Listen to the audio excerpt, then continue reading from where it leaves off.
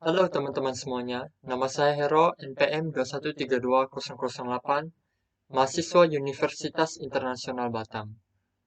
Dalam video kali ini, saya akan memperkenalkan kepada kalian apa itu jaringan kampus.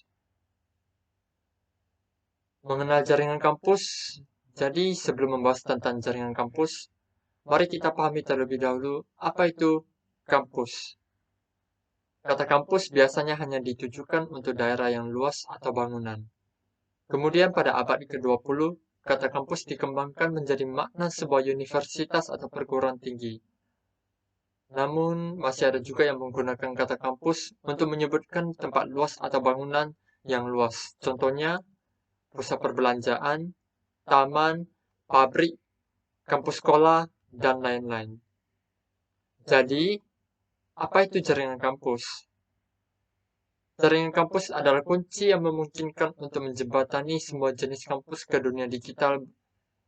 Mereka memainkan peran yang semakin signifikan dalam pekerjaan kantor, R&D, produksi, dan manajemen operasional kita sehari-hari.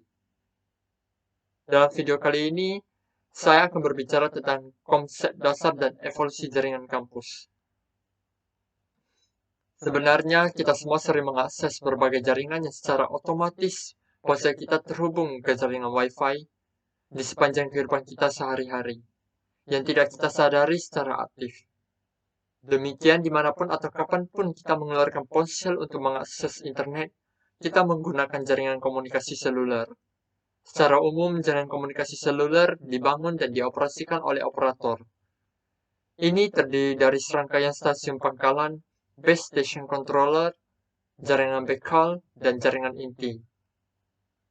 Dengan jaringan komunikasi seluler, pengguna di wilayah geografis yang luas dapat menikmati akses internet nirkabel berkecepatan tinggi dan layanan panggilan suara dengan mudah. Selain jaringan-jaringan sebelumnya, ada jenis jaringan lain yang sering kita jumpai ketika kita berjalan ke kampus untuk belajar, masuk ke kantor untuk bekerja, berbelanja, jalan-jalan, atau check-in ke hotel. Kita mungkin memperhatikan bahwa tempat-tempat ini juga diliputi oleh jaringan. Salah satu contohnya di kampus kami memiliki jaringan kantor tertutup untuk guru dan juga jaringan semi terbuka bagi siswa untuk mengakses sumber belajar dan menjelajah internet. Semua jaringan ini memiliki jaringan kampus yang merupakan jaringan LAN yang terhubung penuh dengan wilayah geografis yang berkesinambungan dan terbatas. Jaringan kampus masa lalu dan saat ini. Nah, pasti kalian ingin tahu dong, apa bedanya jaringan kampus masa lalu dan jaringan kampus saat ini. Jadi, sejak jaringan kampus pertama dibayangkan, mereka telah menggunakan banyak teknologi seperti token ring dan ATM.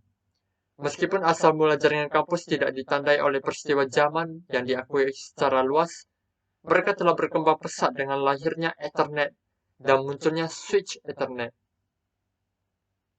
Generasi pertama dari berbagi ke beralih. Pada tahun 1980, IEEE atau Institute of Electrical and Electronic Engineering merilis standar IEEE 802.3 untuk mendefinisikan koneksi lapisan fisik, sinyal listrik, dan protokol kontrol akses media. Pelepasan standar ini menandai lahirnya teknologi Ethernet. Dengan menggunakan koneksi twist pair, Ethernet lebih hemat biaya dan lebih mudah diterapkan daripada teknologi jaringan sebelumnya. Dan pada akhir 1980-an, switch Ethernet muncul. Switch Ethernet awal bekerja pada lapisan data link, oleh karena itu disebut switch layer 2, menyediakan banyak port. Setiap terminal terhubung ke salah satu port ini. Skala layer 2 menggunakan mekanisme penyimpanan dan penerusan yang memungkinkan terminal mengirim dan menerima paket secara bersamaan tanpa mempengaruhi satu sama lain. LAN yang terdiri dari skala layer 2 yang mendukung hingga 64 pengguna secara bersamaan. Jauh lebih banyak daripada ketika hub digunakan. Generasi kedua, layer 3 router switching. Pada tahun 1990-an, Dua penemuan terobosan muncul di bidang jaringan World Wide Web atau WWW dan perangkat lunak pesan instan. Dengan latar belakang ini, saklar layer 3 dikembangkan pada tahun 1996.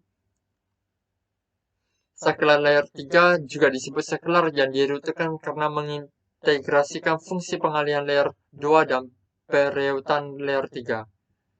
Seperti gambar yang di samping, struktur jaringan berbasis saklar layer 3 menghilangkan batasan yang ditimbulkan oleh BD pada skala jaringan, yang berarti bahwa LAN tidak lagi dibatasi oleh domain tabrakan atau BD.